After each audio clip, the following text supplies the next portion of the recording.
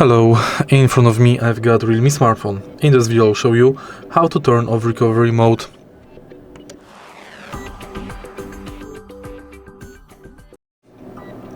Firstly, let's enter recovery mode. In order to do it, reset your smartphone and now press and hold power button and volume down button until you see Android logo.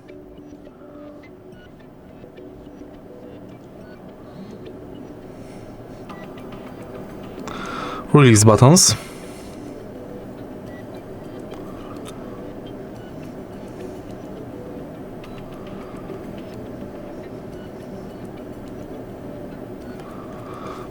And right here in recovery mode, to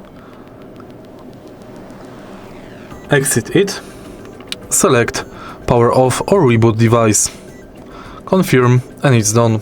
If you find this video helpful, please leave like, comment and subscribe.